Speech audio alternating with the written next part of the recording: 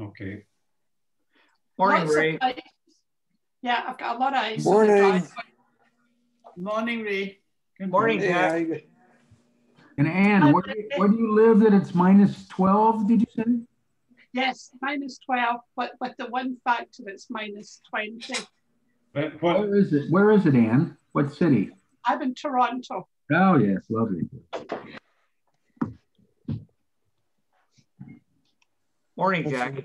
That's like Morning, guys. Contingent on.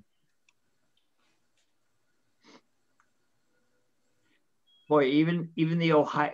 Good morning, Joe. I saw you there sneaking in. Good morning. Yeah. Joe. oh, hi, Joe. Yeah. Hi, Eric. And there's Lee. Hello. Good morning. Good morning. Hi, Pat. Oh, hi, Pat. you need that later. How's your weather, Elspeth? Ours is lovely. Good. Today it's to be in the 60s, but Yeah. Low 60s. low 60s. That's Fahrenheit, of course. Fahrenheit. I'm wearing my sweater. Yeah, but Saturday was lovely. It was 72, 73. Oh, We beautiful. managed to go out for lunch on Saturday, believe it or not, outside. Oh, Just outside, and it was just lovely. Oh, I thought, oh, this is heaven, getting out for a little bit. no kidding. Yeah. Eating out, you mean. Eating out for a little bit, yeah. Yeah. We're not that way inclined at the moment. Oh, no, we're not. Well, Wednesday's a big day for us, the second vaccine. So Yeah. we'll see how that goes. Oh, that's All right. great. Well, We're so lucky. we have I'm not anywhere close. No, me neither. I get my first one on Wednesday. Ah, Oh, right. First one's easy. The first one's easy. It's the second one you may have a reaction. Oh, yeah, really? that's What kind of reaction? People have, well, Barry, why don't you describe what Chris said? Well, my next door neighbor who's 35 and he's in the healthcare industry, he got a second shot about a week ago. And the first day, most of the day, he had no reaction till the evening. And then as the evening came on, his temperature started to go up and his temperature went to 102 throughout the night. And he said he had a very uncomfortable night. But by morning, the fever had broken, and mostly he said he had achy the whole next day. So, and I said to him, "Is he take anything for it?" And he said, "No, you're not supposed to, because the antibodies, I guess, are blooming or growing in your system, and you're supposed to basically have a little bit of a reaction. So not having a reaction would be not the best thing, I think. So your body's supposed to fight a little bit. So we'll see." So it's your immune system that will be reacting. And, Correct. And for what it's worth, my dentist said that the patients that have gotten the second shot, he has seen 70% of his patients have some reaction, like the temperature. Yeah. So, Well, we will all come around to this. I think it's a little after 11, and it would be good if I started this today. We're going to be going to Panama, out of all places. So let me get this started. Where are we? Here we go. Okay. So, okay, somebody's still coming in. Okay, where are we? Miss Robertson. Okay. We just had somebody come in. So anyway, a quick one. This is just a quick geography lesson. Panama, obviously, as you can see, is in the southern part of the hemisphere. It is the connection or the throat between South America and North America. And Panama, out of interesting things, which I didn't know, until 1903 was part of Colombia. So they actually got their independence in 1903. That's when the connection, as you can see there, to Colombia was made, and Panama became an actual country. So Panama, we're going to start out in Panama City, because that's what everybody knows. That's the Panama Canal cutting through there. As you can see, Colón on one side and Panama City on the other. And we're eventually going to head up to what is called Boca del Toro, or Bocas del Toro, which was an area that you'll see a little later with islands. And it was originally the place where all the pirates in that time period would go to when they wanted to hide, because that is a huge, huge bay full of islands. And as you're going to see, a very interesting part of the world. So here's a couple of pictures that I was able to find. Obviously, I didn't take these from 1875, but you can see Panama City in 1875 and Panama City in 2015. And what we're looking at is still the old section, the original section of Panama City, because in a few minutes you'll see also the new part. But you could see why it grew. It was had a perfect slot, a perfect view out into the Pacific, but it was well protected.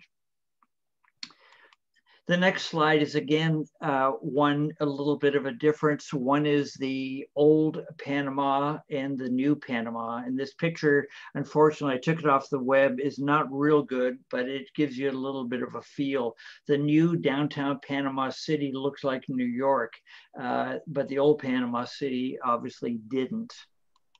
So as we come into Panama, this picture I took from the jet. And so this is the Panama Canal that you're seeing below us. And this is what they call the Sentinel Bridge. And it was built in 2004. And it's one of the main arteries across the Panama Canal now. In Panama, as you arrive, it is a very metropolitan city, except that my interest had to do with not all the new stuff, is what was there a long time ago. So this is old Panama, and it was destroyed in 1671 by a pirate by the name of Henry Morgan. But these are some of the ruins that were left over from it. This is the ruins of the Lady of Ascension Cathedral that was originally built again in the 1600s, and it was destroyed. But this is all of the old Panama that is left over. So again, old Panama, I took this one off the web. Very interesting, had a really beautiful feel for the town. And as you can see, this was a picture that was taken in the late 1800s, and you can see the narrow streets and the horse-drawn carriages. Nowadays, this is what the downtown Panama of the old section looks like. And downtown Panama old section is just I haven't been to Cuba yet, but it would feel like it's in Cuba. Not really nicely laid out, but at the same time, just a very interesting place.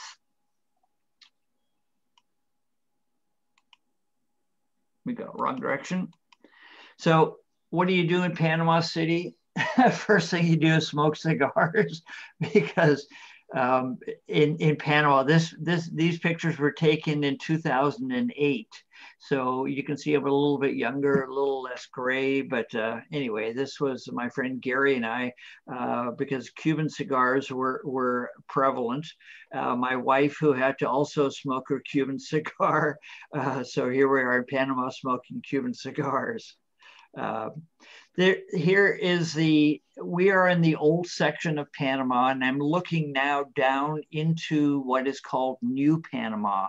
But you can see it's a very much of a metropolitan city, very much has a skyline like New York or any large city. So in the older section, what you have here is a little bit of a ruin, but it's up in the 1930s, 40s, and 50s. This was a casino.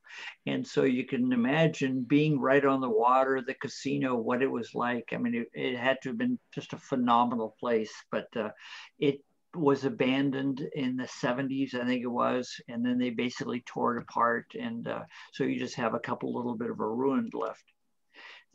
is the what's called the promenade in the old section of town. So again, right near the casino, you're able to walk around, and as the bougainvillea cover it, it's an absolutely beautiful place.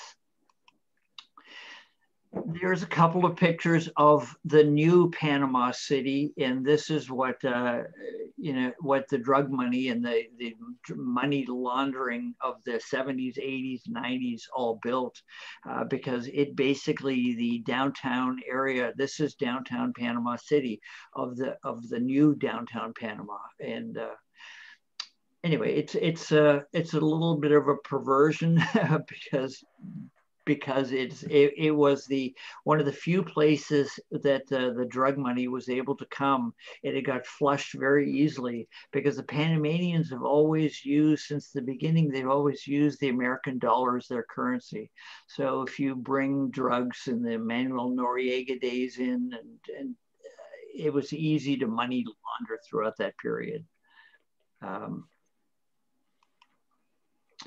That was not much of interest to me. So my interest had to do with where do sailboats go, and they go into the Panama, because in the Panama Canal, if you're going to traverse in a sailboat, this is the Pacific side where boats wait to be able to go into the Panama Canal.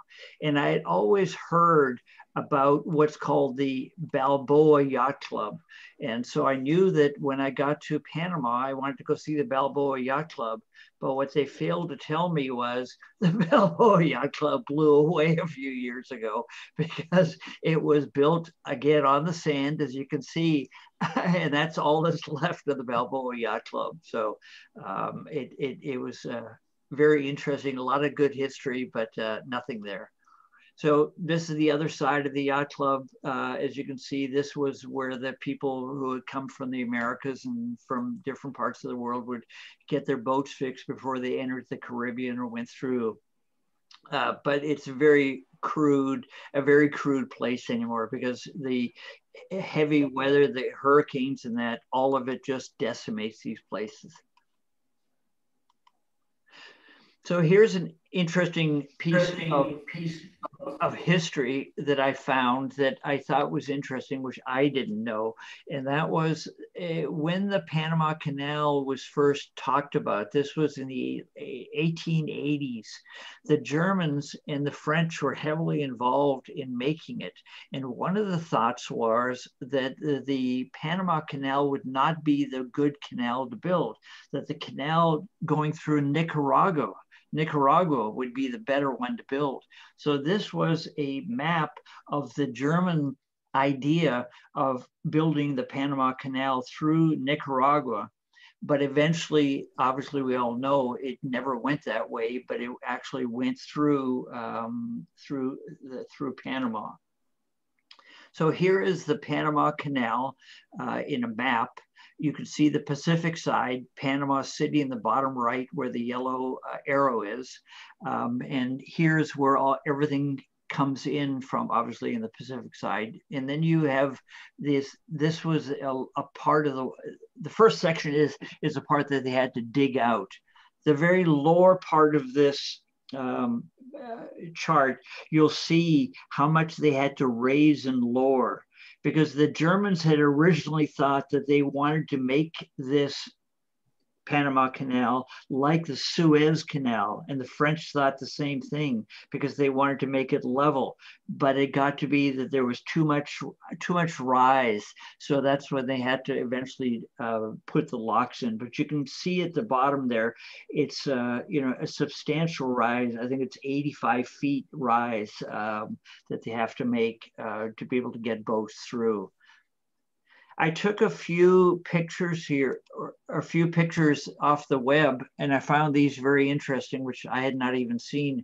This was in 1881, And the French were the first ones who really attempted to go through the Panama Canal, but they brought in 40,000 workers. And as you can see there, a lot of people digging the Panama Canal by hand shovels, trying to get through. And you can see the water in the background.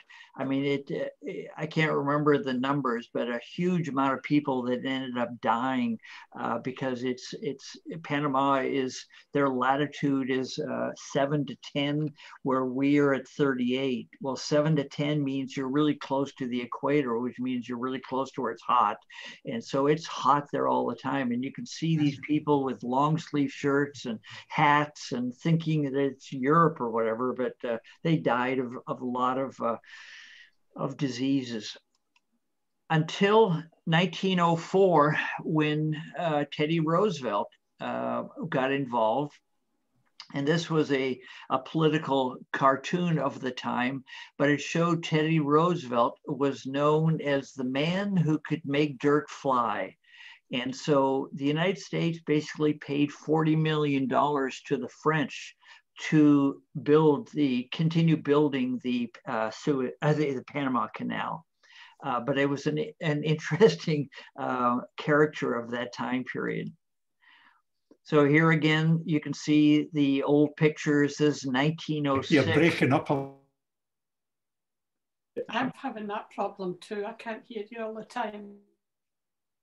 Okay, I apologize. Don't know why.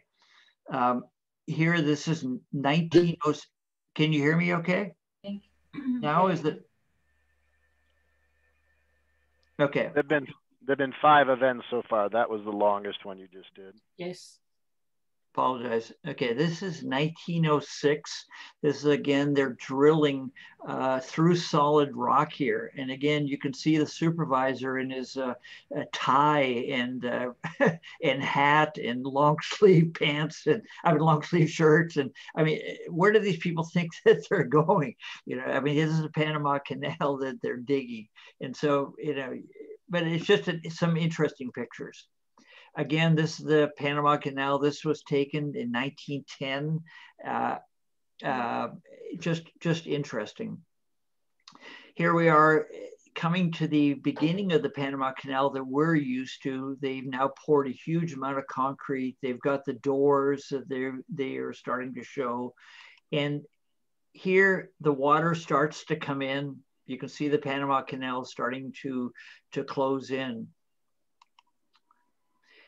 This was the last old picture that I took off the internet, and I found this one very interesting. This is the USS Missouri that in 1945 went through the Panama Canal. And the interesting thing is the Panama Canal, that one, is only 110 feet wide, and the USS Missouri is 108 feet wide. So it just had inches to be able to get through. So here are these are my pictures now of the Panama Canal. This is looking at the Centennial Bridge way in the background, but coming in from the Pacific side. This is a large container ship coming in and into one of the locks. And these are called the Miraflores locks. And this is what most people have seen from the Panama Canal.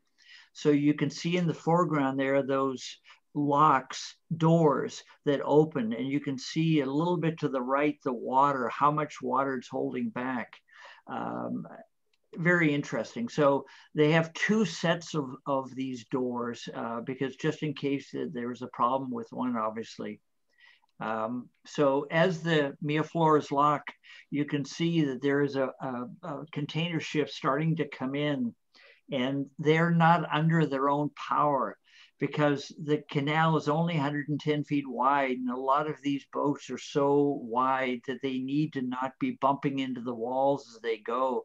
So they have these little rail machines on either side of the Panama Canal, on either side of the canal, to be able to pull the boats through.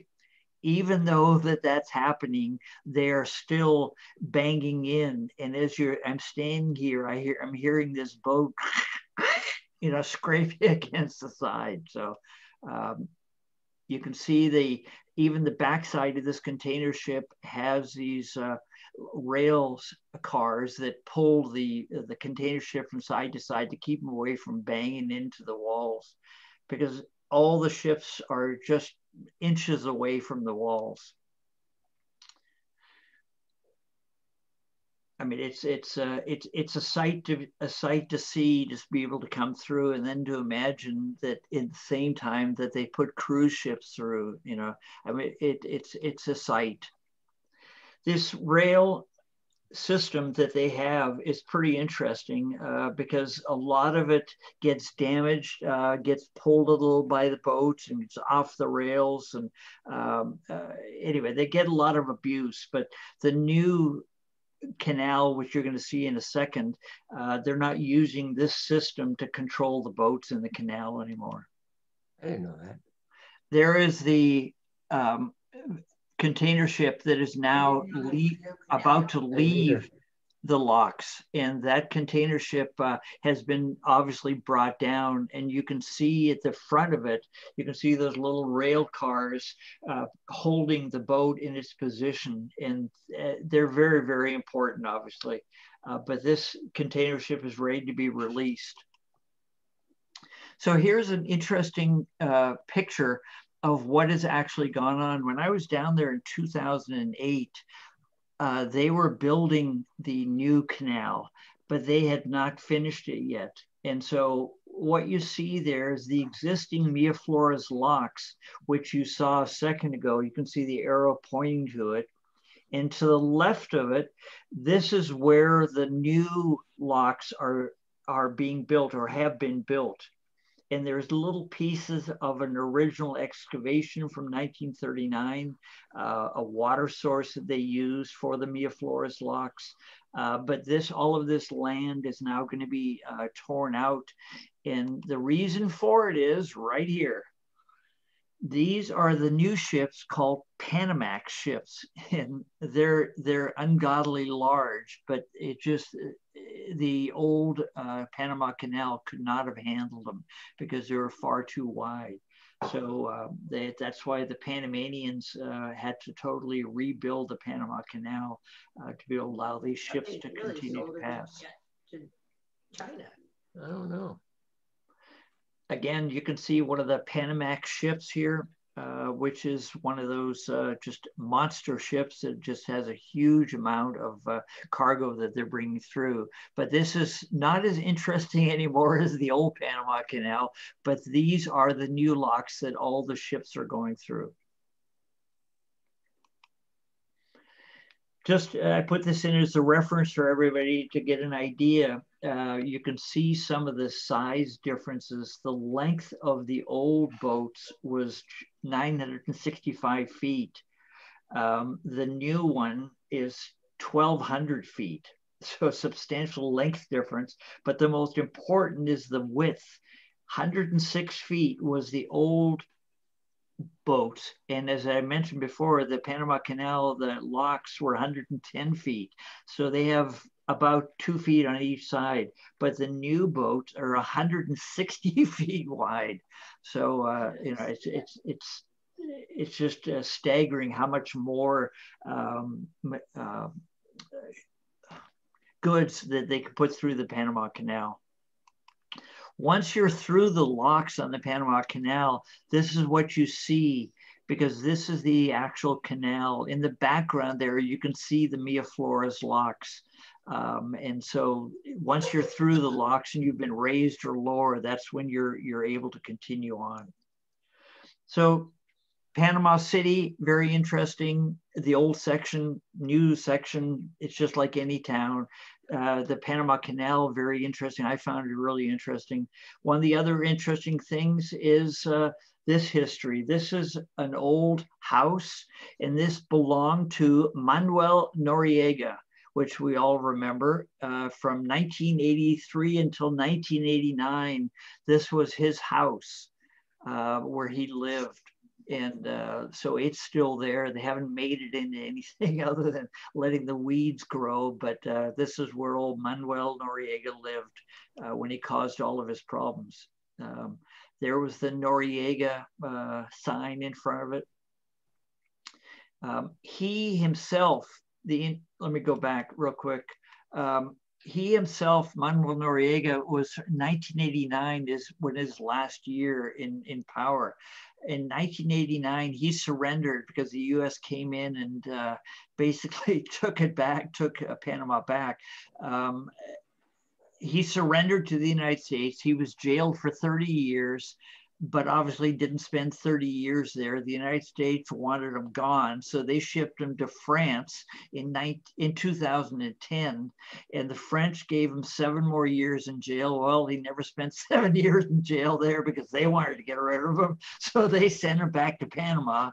The Panamanian, yes. Go ahead, Eric. We lost you at when you said he was shipped back to France in 2010.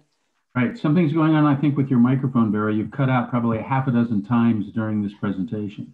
I'm sorry to hear that. For 3 to 5 seconds for everybody. It must be the internet connection. It's I apologize. possible. It's possible. Technical problems. Anyway, so in France wanted to get rid of him, so they sent him back to Panama. And then in Panama, they gave him another 20 years in jail. And that's basically where he died at the age of 83 in 2017. So, you know, he was not a beloved dictator, but he was a dictator who at least got some of his dues. So going back, we now leave Panama City area and we're heading into the countryside a little bit. And typical restaurant we stopped at, a little bit of a music. Music is everywhere in Panama. It's really what they live by. So we went to an area that I had found where they have petroglyphs. And so this was an entrance to the petroglyph area of Panama. And interesting thing here also is that they had mud baths here. So we crossed this creek and it was just a real pretty beautiful place to get to these old petroglyphs. And supposedly they were 5,000 years old. I had a hard time believing a lot of it because they were not really original. They looked like somebody in the last couple of 100 years had done a little bit of catching up on these petroglyphs. Because you can see this, none of it makes sense to me. There were no animals, but they said that these were pre-Columbian era 5,000-year-old petroglyphs. So I'm just giving you the information they gave me. The next place we wanted to go to was the mud baths, because the ladies, there's Anne and our friend Karen and White, who wanted to be rejuvenated because the mud baths were famous for their lava rock rejuvenation of the skin. so you know, everyone's at these lava rock trying to become younger. And so here's my wife. You know, she just, I think she probably took 10 years off for having this stuff on her face. Okay, so anyway, that where the arrow is pointing is where the mud baths are. We ended up renting a car and driving from Panama City up to Chitre, and Chitre was not an interesting town, so I didn't take any pictures of it. But anyway, so from here we drove back to Panama City. We now are going to pause because this next section, I thought, you know, if you just have a couple of minutes, if somebody has any thoughts or any questions about the Panama area, if you want to unmute and maybe say something, this would be a good time.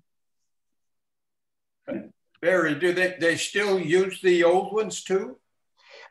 Honestly, Jack, I don't know, because I have not been down there in about 12 years now. And all I know, you mean the canals, both canals? Yeah. Just have two roads into the main artery. Yeah, I can't say that, Jack. I don't know. You'll have to go down and find out. Barry, do they use dredgers? Do they need to dredge the canal? No, it's concrete. The actual canals themselves. I had some pictures. I was going to add some more old pictures, but the bottom was always concreted in. So when the locks go up and the locks go down, underneath at the bottom of that is concrete. So there's no need to dredge. It's not like a soil that is going to fill in. I was there in 2019 and they're still using both canals. There you go, Lee. Thank you. Yeah, actually where you can go as a tourist to really watch the boats, you're looking at the old canal. How about the depth? Did they, for the larger boats, for the beam and the length, did they also make it deeper? Oh, that's a good question. Was it deeper for the draft of the ships, Barry?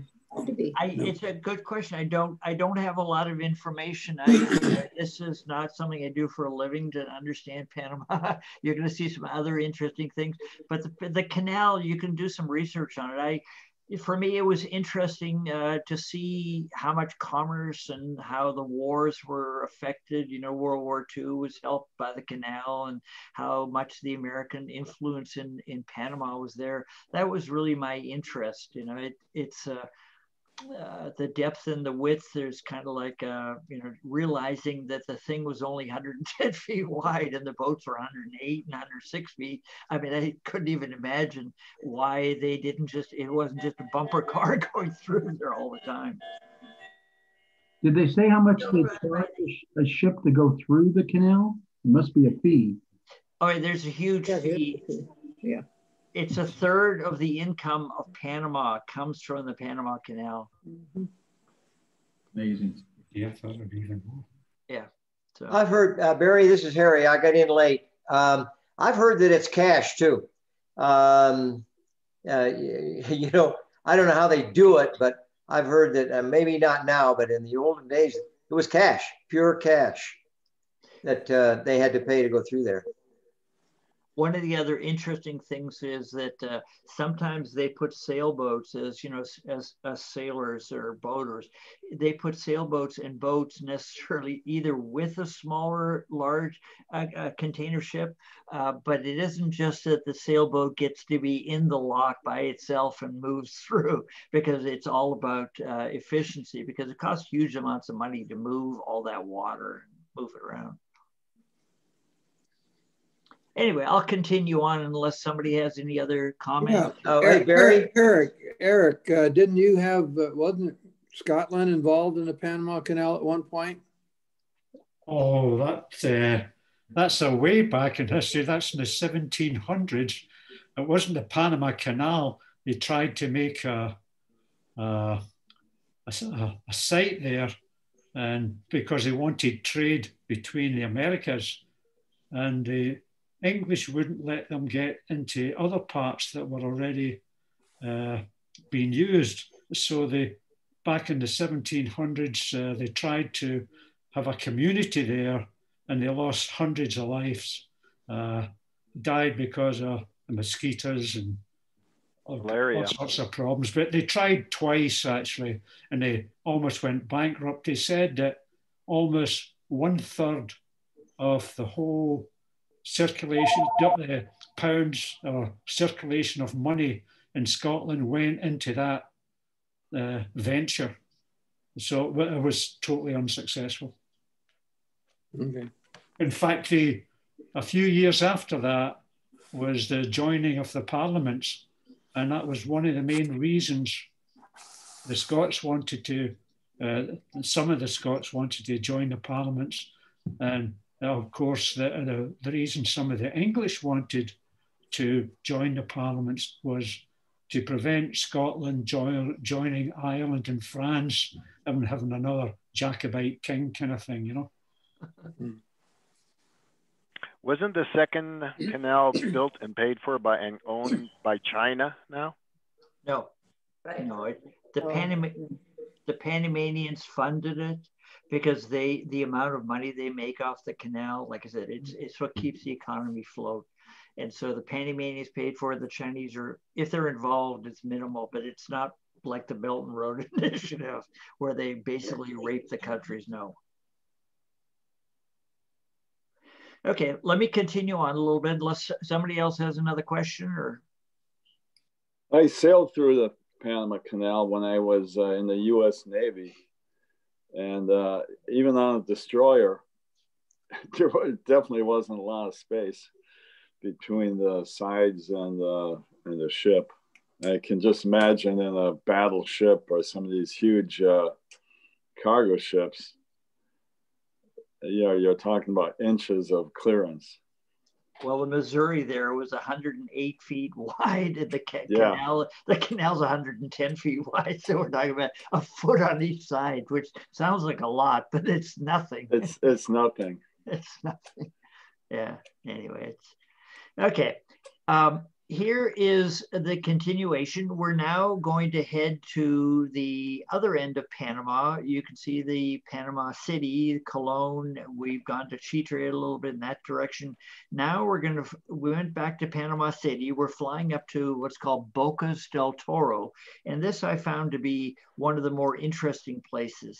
So here's what Bocas del Toro looks like from maps. So you can see that it's just a series of small islands.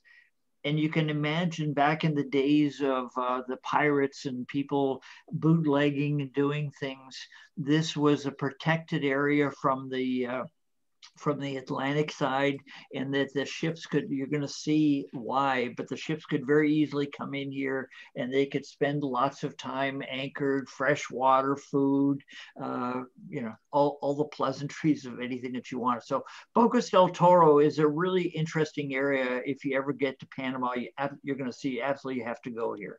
So we ended up flying up there. And we went to visit, there's Gary and his wife, Karen, and the gentleman in the white t-shirt, his name is Vern.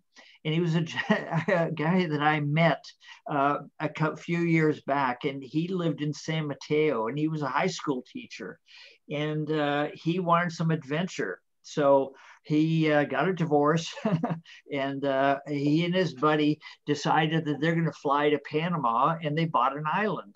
So he invited us as part of why we went to Panama, to visit him and to see his place. So you'll see more pictures of Vern as we go along. So this picture I took off of the internet just to give you a little, it's a fuzzy picture, and it's fuzzy, I think, purposely, because this is what Bocas del Toro looks like for the tourist, right? Okay, here's what Bocas del Toro actually looks like. Right. So Bocas del Toro is this place on the edge of the Caribbean that you can see has been held together by glue in the last many, many years. And glue is what holds it together, because there is hardly a redeeming value in any one of the buildings. So when you look at it from a distance, it's beautiful, but if you get a little closer, this is the reality of Bocas del Toro, because these people have no money. They have no way to make any money. There's no commerce, there's no industry, there's nothing other than living off the ocean and with their little places. So here's my wife in one of the little shacks we ended up stopping at and having a little bit of a lunch. Your typical Panamanian with this, we talk about boats, but they don't have any money. So how do they make a boat? Well, they got to carve it out of a tree. And so here's a Panamanian guy with his handmade oar and his handmade boat. But behind him, right next to him, is an American who had come in with his catamaran.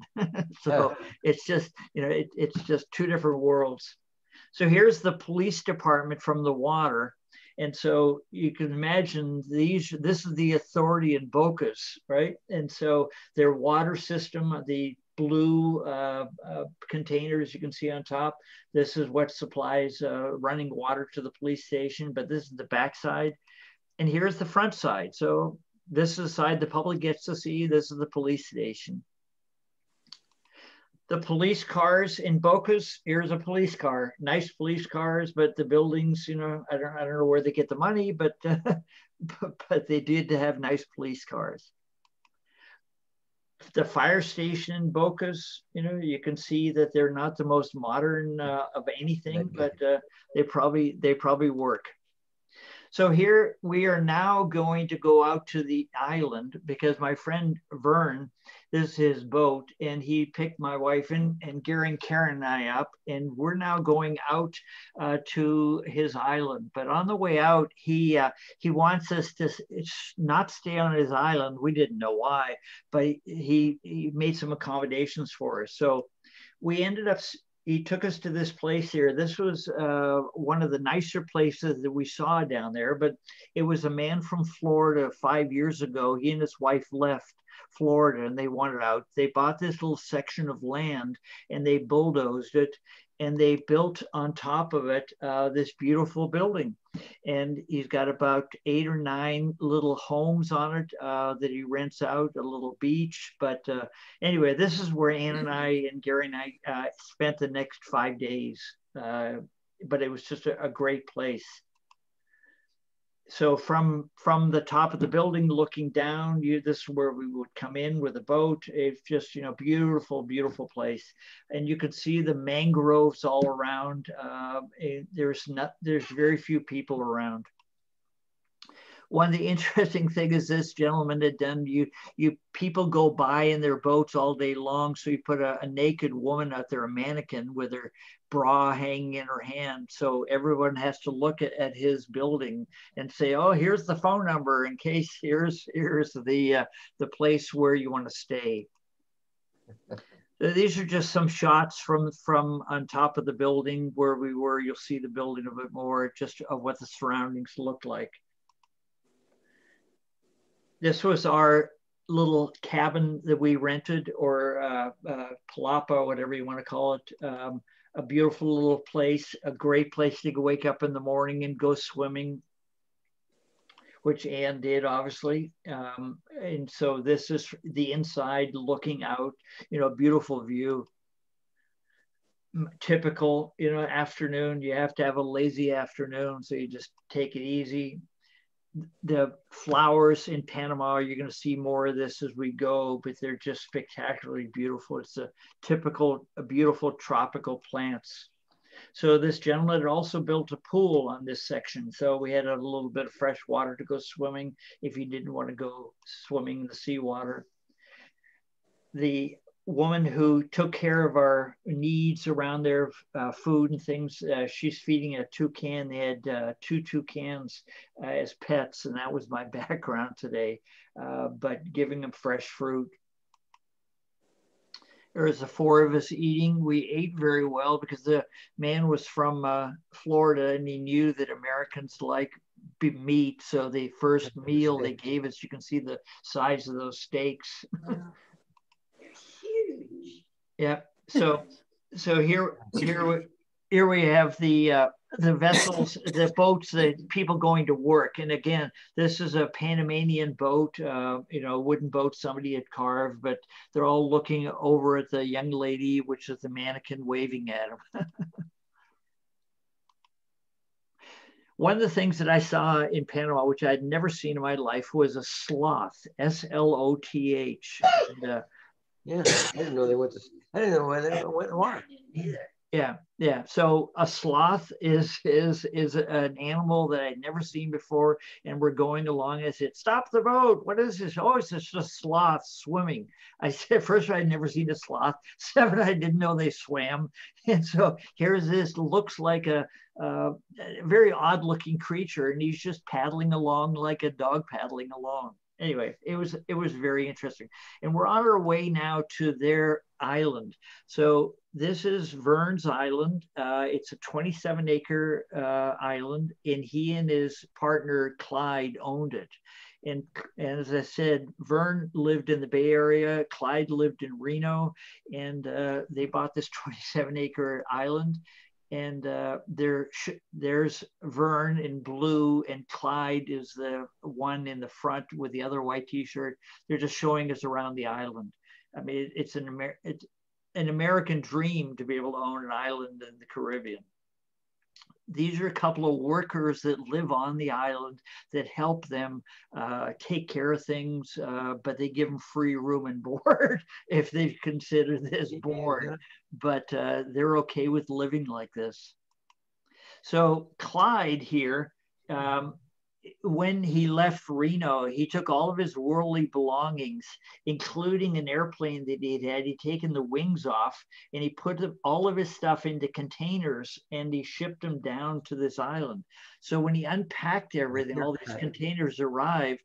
He didn't realize how jostled around everything got, but the airplane was no longer flyable and everything that he had was damaged anyway. But he had it on his island at least, so it's interesting. So there's Clyde and my friend Gary, and he's showing us around because they've only been there, I think, 2 years now, and they haven't built anything other than very crude facilities. But these are your outside showers that you obviously take your shower outside. Here's my wife looking at the kitchen going, I just don't think so. But, there's a couple of bachelors who are living on an island, who are living their life, fulfilling their dream. But it's just a different way. A sewing machine, because Clyde was in the military and he was a parachute rigger. And anyway, just so my wife got enamored with sewing machines, obviously. Here is their bathroom. That's Vern standing there, but everything is outdoors. And you can also see, because in Panama, because you're so far into the Caribbean, it rains a lot. So water management and managing the mud is a big deal for them. Jeez. So sleeping, here's where they slept, right? Wow. And so it's on a platform off the ground, not a place that my wife would want to sleep, but there's, again, a couple of bachelors who are living their dreams.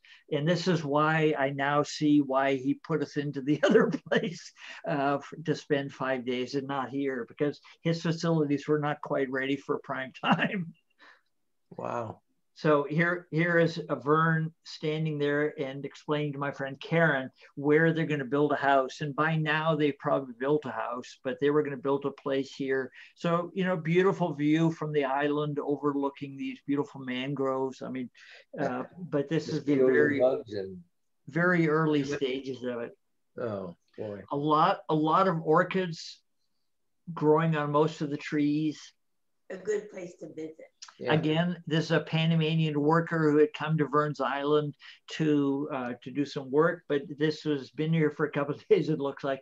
But it's just a boat that they make because they have no money, and so they take the trees and whatever they have and burrow it out and make a vehicle, a vessel out of it. This is the landing area where their island landing area, and they had bought a landing craft because to be able to bring all this supplies over, they needed to have landing crafts. So it's just interesting. A couple of the guys. So they took us out into the islands now around Bocas. And it's, once you get away from things, it's like anything, it turns into this beautiful little area. So this is what we all see in the pictures of Panama, beautiful beaches and beautiful little places. And they're spectacular, but you always stop here for a beer and hang out for a little bit. So we're just, right here, just fueling up. But one of the things with fueling up, you got to remember there's no fuel, has to be brought in 55-gallon drums. And so here's a 55-gallon drum that is being used for fuel to put it into his boat. One of the things that Vern was showing me here is that he's a diver, and as well as I am, and he showed me here that all these anchors that he has found over the years. Because as I mentioned before, the pirates in that time period, they all came in, but they obviously always did not retrieve all of their anchors. They lost them sometimes. So that area is just full of old anchors. So we put on some scuba tanks, and Vern took us out and we tied onto one of these markers, and You could see just a little bit as the waves, the bottom of the waves there, the sharp metal, and that is an old platform that is basically rotted away. But what was underneath this, and I don't have pictures of it, is a coral bed that is just spectacular. I mean, it's about 40, 50 feet down, and it's just the most beautiful coral beds that you've ever seen. That whole area is just full of coral. I'm relatively undisturbed because nobody really goes there very much, but obviously us coming out of the water, Gary and I, but I didn't have an underwater camera, so I don't have any underwater pictures, but it just so you know, there was a small piece of coral I found laying there, but lots and lots of coral. So these surrounding areas are, you know, just beautiful. Don't want to live there, but it's a fun place to visit. Another one of those endless amounts of places to stop and eat and have a beer and just hang out. There's Vern. We had caught a barracuda we were going to eat that evening. So, you know, he's just putting it into his cooler. Now here's I took this picture because this is a couple of bachelors who have gone native. Right? And so this is not, their wives aren't viewing this, but this was Clyde, you know, I mean, it's just, what do you wear? So we're going through the mangroves. It's just a beautiful area. Using a bathroom down there there's no facilities. So the bathroom is the edge of the dock and you just walk out to the edge and use it. So again, one of these great little restaurants where the guy's trying to make a few bucks. And so there are a bunch of Americans who have lived down there for quite a few years. They were getting together that afternoon. So we joined them. And it was just a nice afternoon to spend. Oh, look at that guy. Yeah, beautiful parrot. You can see here, they collect a lot of rainwater. The gutters on this are about 6-inch or 8-inch diameter PVC cut open, but the water, as it comes off the roof, flows into the pipe, and then the pipes are angled enough that it goes into tanks, and that's their way to get, fresh water, because you're in seawater all around. It rains a huge amount, but you got to collect fresh water to be able to get it to drink.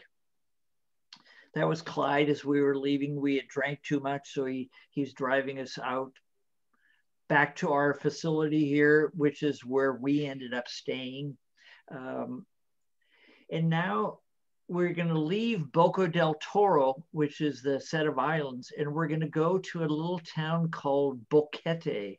And it's where I've got the red arrow. It's in the mountains of Panama. And it's where most Americans end up because Panama is buggy, hot, humid. It's not a great place to live, but they don't mind living in the hills. So Americans want a certain temperature. So this area you're going to see now is called Boquete, and it's a lot of Americans, and it's in the vicinity of about 5,000 to 6,000 feet up. And anyway. We ended up taking a bus from Boca del Toro over to Boquete. And on the way, it's your typical Panamanian way of living, off the dirt because of the amount of rain that comes down, because everything turns into a mud puddle. But this is normal living for Panamanians. We're arriving now in this valley up in the mountains a little bit, and it's called Boquete, and you can start to see it changing to look totally different. Here you've got just a beautiful little town with a river going by. It's a lot cooler. There's not humidity. There's no bugs here. The primary income in this area of Boquete is money from coffee. So there are huge coffee plantations there. And these are coffee beans. Obviously, because you have a little more money, you have nicer facilities. It was a small church. as we're going along the road, I see this rock formation that I just was spectacular as far as I was concerned. It was something I'd never seen before. It looked like some pickup sticks laid on top of each other. But it's don't know how geology formed, obviously, in this, but pretty amazing. Water everywhere, obviously, because it does rain quite a bit there. An old architecture in Boquete, beautiful river.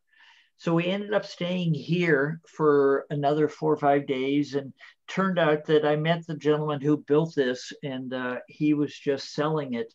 He was from Visalia, California. And again, he was a contractor in Visalia who had built many homes.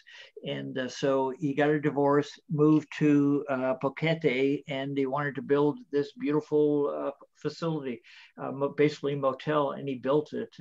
But anyway, it's a beautiful place. So a couple of interesting shots. This was a moth that I saw later in the day. It's something I'd never seen before, such an extravagant looking moth. So my wife behind the place, I mean, you can see Boquete, it's higher up. She's got even a little bit of a sweater on because it's cooler there. No humidity, no bugs. And it looks like some of the most beautiful countryside you've seen, which it is. So again, this is around that area. It's hilly. You've got lots of vegetation. You've got people growing fruits and vegetables. You know, these hills are all being farmed. I mean, you don't see poverty on this side here. You see nothing but people living a very nice lifestyle. There was a horse ranch we stopped at, and another beautiful bougainvillea. I mean, you look at this. I mean, it's as beautiful as you could think of anywhere in the world, but it's not the Atlantic side; it's the Pacific side. Yeah, spectacular horse ranches, but you can see where all the money is. So we now are leaving Boquete, and we're going to David, it's called, because from David we fly back to Panama, and Panama back home. But now we're back in David, and here is your typical Panamanian town that is just like any Mexican town. It's you know, lots of kids, lots of poverty, nobody with anything nice. But anyway, this is David. People hanging out because there's not many jobs unless you go to the countryside. Hey, Barry, what was going on there? Was that wash day, or did people get washed down day? What was that? It was, no, they were just washing them. It's hot, right? And so David is in a little bit, Greg. And so it was just watering the kids down, right? It was just getting people wet. There was nothing really going on. Just there was, like I said, there was a little bit of festivities, but nothing major going on. So we now left Boquete, left David, flew back to Panama, and this is obviously back on the jet, back to the US of A. So that is the end of Panama. It's an interesting, different part of the world, but it's so different in different places. It certainly was interesting, Barry, but let me tell you, it ain't my place. I'm going to go for a holiday. Come on. That's not true. When we were muted, Elfrid. Oh dear. Barry, at Clyde's place where the workers lived, it looked like an aerial. Was that for the radio? Did they have electricity somehow there? They have a little bit of solar, and it was a VHF radio because there's no cell tower, right? And so you have to communicate, and VHF is how boaters communicate. It's an inexpensive radio. So Clyde could call them and says, you know, I need whatever it is. And how is Clyde living now? I mean, does he have a house and all that stuff? Trudy, I haven't been there, but yes, I have only seen small pictures, and it's it's not exotic. It's, you got to remember when there's no women involved, there's a lack. there's a lack. There's a lack of warm, comfortable things. Some of these things sound really good when you're young, but when you get a little bit older, some of them don't work so well.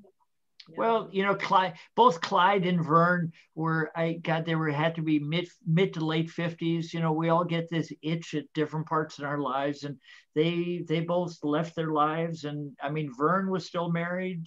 He got divorced, but I mean, he was still together with his wife off and on. She was managing his property and stuff, but he just wanted out. He wanted to live a different life. And so, I don't know how well he's doing. Did you have to get malaria shots before you went, or while you were there, or pills, or? No, I did not, David. I probably should have, but I didn't. It wasn't required, I guess. No, they weren't required. I mean, it went to Venezuela a couple of years later, and it's the same thing. Nobody cared. If when you arrived, do you have money? Yes. Okay, you're allowed in. One side note, that the bathrooms outside, if you will, and the showering outside. I have a friend of mine who has a brand new condominium, at least it was 10 years ago, in Costa Rica, the next country north. And imagine your bathroom, they removed the outside wall, and you would actually walk outside and take a shower outside. Now, the walls around it were about 12 feet high, so people couldn't see in, but they took showers outside. And if you brushed your teeth or whatever, imagine there's no wall. It's the backyard. Yeah. So it's a common thing there. Yeah. Well, you don't need walls when there's nobody around. I mean, God doesn't care. So Exactly. No, so it was sort of interesting because, like you said, it's so warm and humid. When you take a shower, it was still right off relatively quickly. Yeah, for a scuba diver, I'll tell you, it's a panacea down there, because rarely do people scuba dive in that area, and there's so much natural coral, such beauty down there. I don't know why that's not a bigger deal down there. But part of it also is everybody wants to go to Costa Rica, right? Yep. And Costa Rica has become more problematic for Americans because it's more expensive, number one, and crime has come in there quite a bit, right? So anyway, I hear this over and over, Americans coming to Panama from Costa Rica because they wanted to be away from people. Yeah, so anyway, it's a little bit of a wild, wild west in some of that area.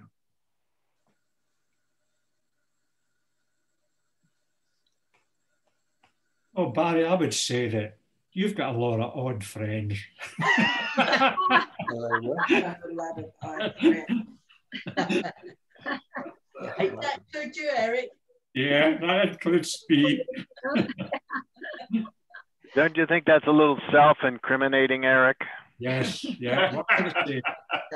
I've got a lot of, well, in my case, I've got a lot of odd relatives. Very odd. Okay. You don't get to pick your relatives. I guess my problem is I've always enjoyed interesting. Number one thing, interesting, right? Because you can find homogenized shopping centers anywhere in the world, like downtown Panama City. Walk around and look at every purse and every backpack or whatever it is you're going to look at. But after a while, yeah, I always like to dig in to see what's interesting in the country. What makes it tick?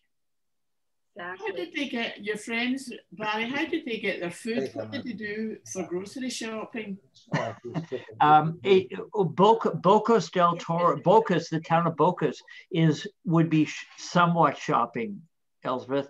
And then there's another town called Alameda that's not very far away. So it's like us going to Costco, right? I mean, you buy a lot of stuff and you take it back, and maybe once a week you go in, but but even 20 acres island, I would think would be confining after a while. You know, I can scuba dive so much and Yeah, swim so much, but after a while, I got to do something. yeah, Yeah.